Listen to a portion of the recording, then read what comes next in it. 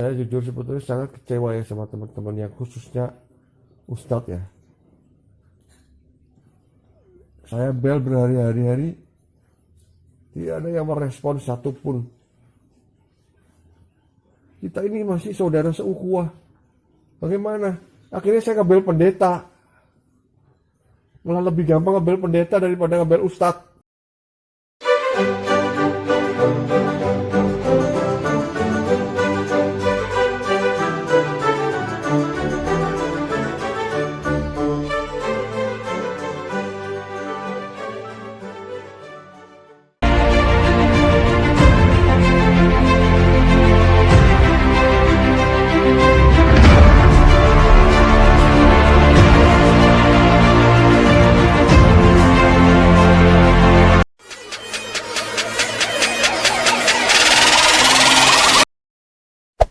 Hey there.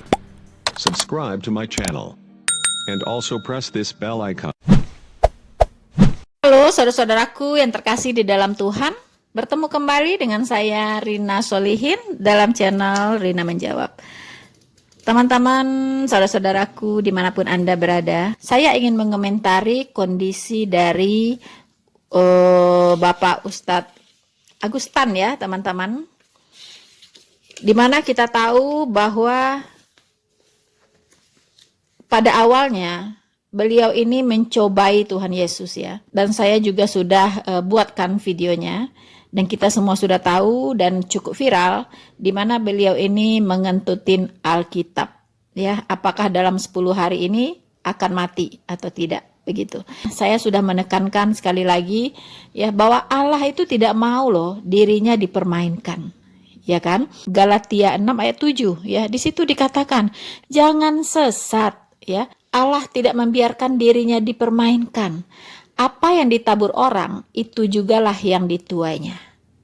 Teman-teman, sekarang kita melihat, menyaksikan sendiri, bagaimana Agustan terbaring, lemah teman-teman. Ya, beliau diizinkan Tuhan menderita penyakit stroke. Tidak lama, ya, tidak lama setelah action mengentuti Alkitab. Tapi apakah kita akan bergembira dengan itu? No, tidak, ya. Kita tidak bergembira dengan itu. Karena kita semua mendoakan semua yang terbaik, ya, untuk Agus C. Tan ini, ya, memang marganya C-nya Tan ya, teman-teman. Jadi kita memang diajarkan oleh Tuhan Yesus. Kasihilah musuhmu. Berdoalah bagi mereka yang menganiaya kamu. Ini tertulis di Matius 5 ayat 44. Itu jugalah yang kita terapkan, teman-teman, ya. Seperti saya membuat channel apologetika bukan karena saya membenci para ustadz, ya. Bukan karena saya membenci para penghujat-penghujat ya terhadap kekristenan, terhadap Tuhan Yesus dan Alkitab. Tidak, justru karena saya mengasihi mereka supaya mereka tidak terus tersesat dengan pikiran mereka yang sia-sia. Ya, dan juga supaya mereka tidak menyesatkan orang. Ya, oleh ajaran-ajaran yang mereka perkatakan, teman-teman. Ya. Jadi karena kasihlah ya kita para apologet mengcounter semua kesesatan-kesesatan pikir, ya kan? Kesesatan pemahaman tentang kekristenan dari para ustadz maupun non-ustadz di media sosial terutama YouTube, teman-teman. Nah, inilah sekarang yang membuat kita sangat sedih, ya. Mengapa Agustan harus menantang Tuhan Yesus, ya? Harus mencobai Tuhan Yesus. Saya katakan, Anda mau percaya kepada Yesus adalah Tuhan atau tidak, itu tidak akan mengurangi ya statusnya sebagai Tuhan, tidak. Walaupun tidak ada satupun manusia yang percaya bahwa Yesus adalah Tuhan, dia tetap Tuhan. Dia tetap Tuhan yang maha berkuasa. Pemilik alam semesta ini. Pencipta dari segala sesuatu. Ya, dia adalah Allah. Tuhan semesta alam. Jadi mau percaya atau tidak, tetap dia itu tetap Tuhan. Jadi jangan coba-coba. Jangan gagah-gagahan ya mencobai Tuhan Yesus, karena kuasanya itu sudah terbukti dari dulu, sekarang sampai selama-lamanya. Ya, kuasanya itu tidak ada duanya. Ya, tidak ada duanya. Semua yang difirmankannya, semua yang diperkatakan oleh Tuhan Yesus pasti terjadi. Ya. Oleh karena itu, mengapa kami sangat mengasihi yang namanya Koe Agustan? Ya, bukannya kami bersyukur, rasain loh, gitu ya? Enggak, kami enggak mau ngomong begitu ya. Rasain loh, kamu sih pakai nantang-nantang Tuhan Yesus. Nah, syukurin. No. Ya, kita sebagai umat Tuhan yang diajarkan hukum kasih itu tidak pernah mensyukuri segala musibah yang menimpa saudara-saudara kita. Ya, walaupun kita berbeda iman, ya, tapi kalian yang non-Kristen itu semua adalah saudara kami, saudara sebangsa dan setanah air, saudara sesama umat ciptaan Tuhan, ya kan, saudara sesama manusia. Karena itulah ada tertulis, kasihilah sesamamu manusia seperti dirimu sendiri, ya kan? Nah. Jadi kalau kita tidak bisa mengasihi sesama manusia, mana mungkin kita bisa mengasihi Allah? Manusia yang kita lihat di depan mata kita saja kita tidak bisa mengasihi. Apalagi kita bisa mengasihi Allah. Tidak mungkin kita mengasihi Allah yang tidak kita lihat. Saudara-saudaraku yang terkasih di dalam Tuhan. Kita juga diajarkan di Lukas 6 ayat 28. Mintalah berkat bagi orang-orang yang mengutuk kamu, dan berdoa bagi orang yang mencaci kamu. Wow, begitu indahnya ajaran ini. Ini ajaran yang memiliki standar moral tertinggi. Ya, standar moral tertinggi. Tidak ada lagi yang melebihi ini. Ya, tidak ada lagi. Mintalah berkat bagi orang yang mengutuk kamu. Ya, dan berdoa bagi orang yang mencaci kamu. Saya tidak menemukan lagi ajaran yang standar moralnya lebih tinggi dari ini. Tidak ada. Ya, itu pula lah yang kami lakukan terhadap para ustadz, ya, termasuk Ustadz Agustan ini. Sebagaimanapun Anda bencinya kepada umat Kristen, sebagaimanapun Anda bencinya terhadap Tuhan Yesus, seperti ada dendam kesumat, ya, terhadap Alkitab, terhadap Roh Kudus, ya, benci sekali kelihatannya, seperti ada kepahitan, ya. Tetapi teman-teman, percayalah,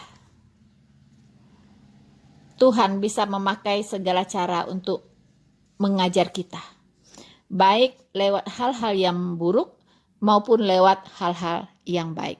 Untuk itu, mari kita saksikan dulu video dari Pak Agustan berikut ini, bagaimana kondisinya sekarang dan apa yang terjadi dengan beliau.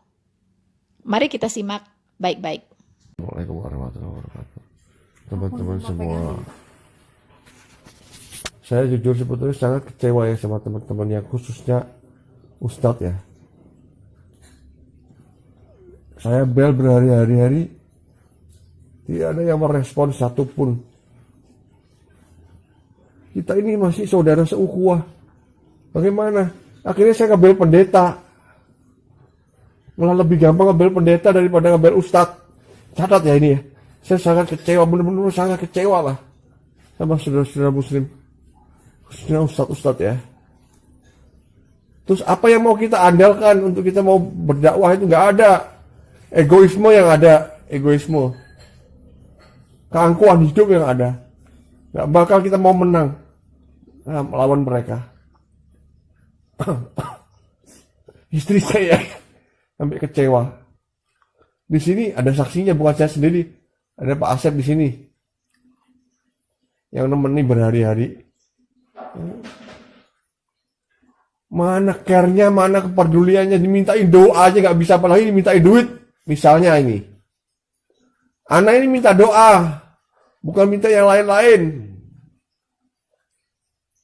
Sebegitunya kalian ya. Anak sangat kecewa.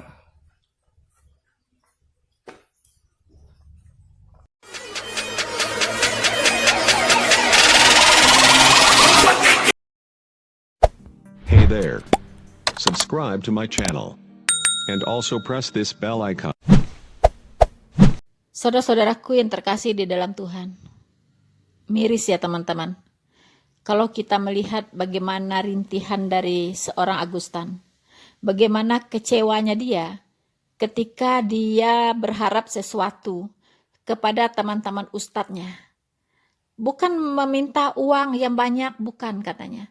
Tapi sekedar doa saja pun itu tidak ditanggapi begitu, teman-teman. Akhirnya Ko Augustan malah menelpon pendeta.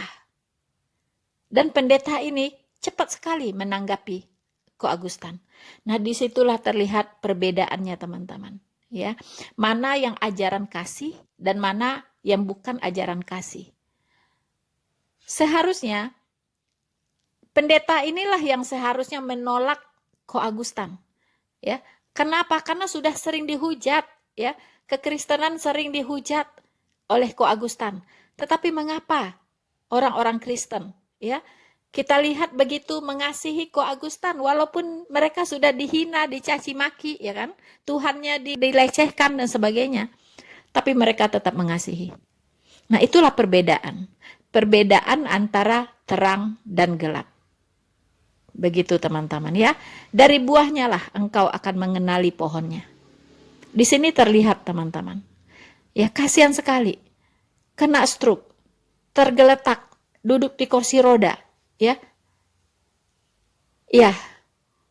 Memang Tuhan ingin menyatakan kuasanya ya melalui Ko Augustan ini, bahwa dia betul-betul Allah. Yesus itu betul-betul Tuhan yang punya kuasa. Ya, dan tidak membiarkan dirinya dipermainkan. Ini pelajaran untuk kita semua. Jangan main-main dengan Tuhan Yesus. Dia itu adalah Allah. Dia itu adalah hakim yang akan menghakimi seluruh umat manusia. Ya, sesuai dengan perbuatannya. Jadi jangan main-main, teman-teman.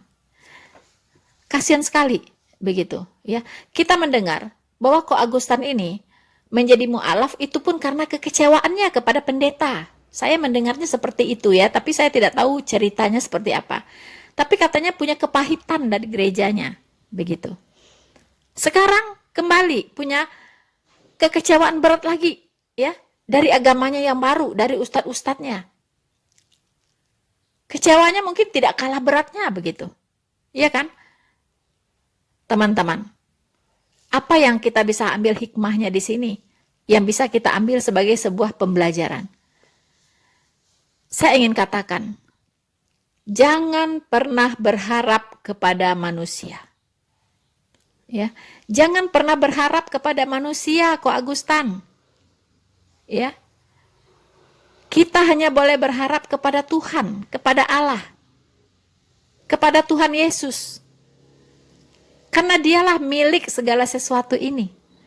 Apapun yang kita minta di dalam namanya, dia akan berikan. Dia adalah Bapa kita di sorga, pemilik kerajaan sorga. Kalau kita anak-anaknya, apa sih yang tidak akan diberi? Kalau kita berdoa, ya, kalau itu memang berkenan kepadanya, pasti dia kasih. Mungkin hanya tunggu waktunya saja, karena Tuhan menjawab doa kita, itu ada waktunya.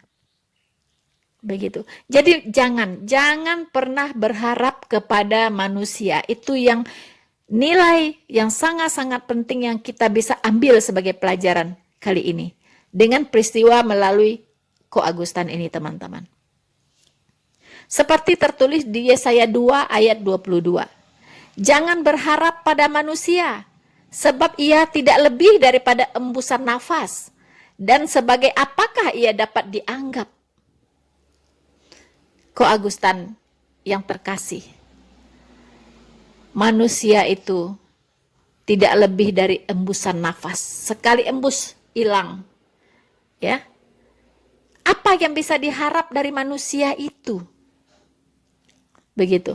Tidak ada. Ya. Dulu, apa yang bisa diharap dari teman-teman Ko Agustan di gereja Ko Agustan yang dulu?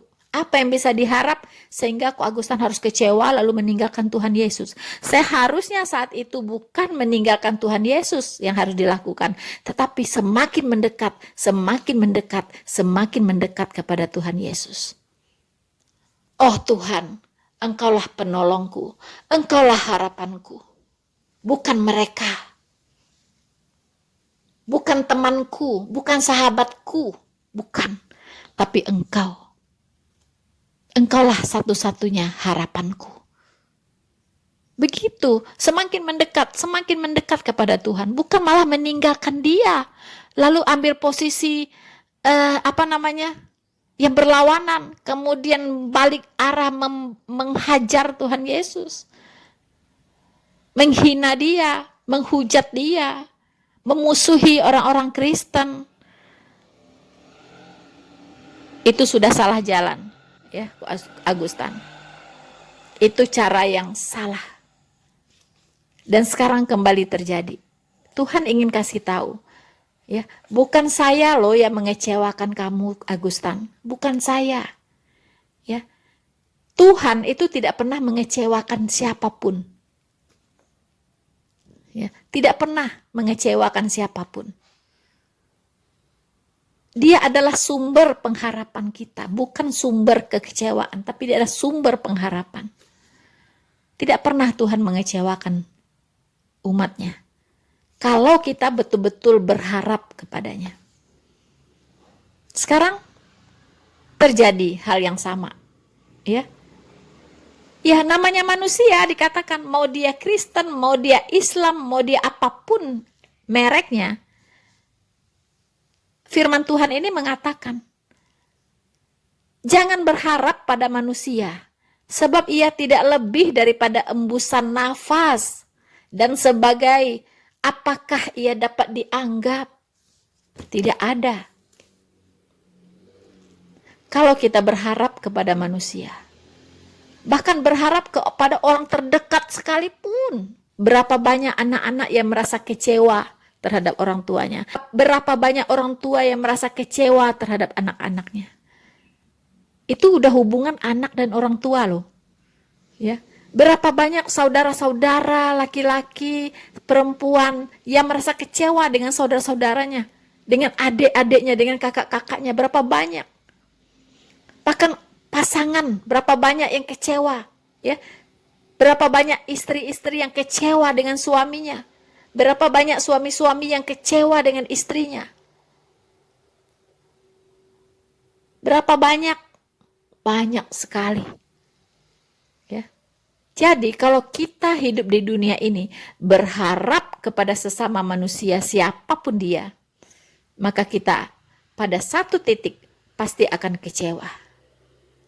Tapi ketika kita meletakkan pengharapan kita kepada Allah saja, maka kita tidak akan pernah kecewa. Kekecewaan yang kita rasakan dari orang-orang terdekat kita, itu nggak ada apa-apanya. Dibandingkan dengan kasih Allah, ya, yang menaungi kita setiap hari. Setiap harinya. Nggak ada apa-apa itu. Ya, tidak ada apa-apanya. Kecil. Hal yang kecil. Kalau Anda kecewa dengan sesama manusia atau dengan orang terdekatmu sekalipun kecewa, larilah kepada Tuhan. Datang kepada Tuhan, bukan menjauh, bukan lari dari Tuhan. Anda semakin habis, Anda semakin hancur. Kalau menjauh dari Tuhan, justru di saat kita dikecewakan oleh sesama manusia, lari kepada Tuhan. Lari kepadanya, datang kepadanya. Curhatlah dengan Tuhan. maka Anda akan merasa lega. Bukankah Tuhan Yesus berkata, "Datanglah kepadaku, semua yang letih lesu dan berbeban berat.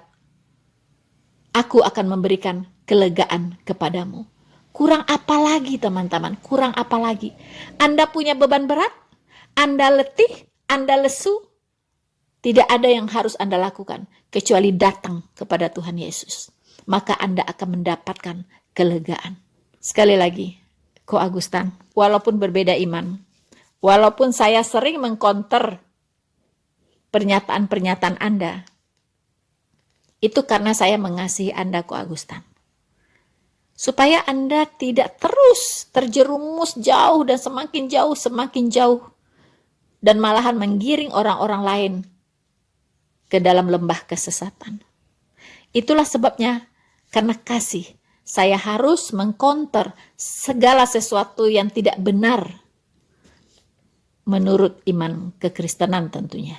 Karena Anda bicara tentang kekristenan, Anda bicara tentang Alkitab, Anda bicara tentang Yesus, Anda bicara tentang Roh Kudus. Tentunya standar yang dipakai untuk mengatakan itu benar atau tidak yang Anda katakan adalah firman Tuhan di Alkitab. Itulah standar satu-satunya yang saya pakai.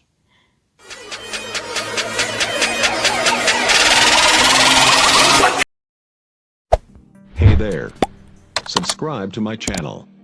And also press this bell icon.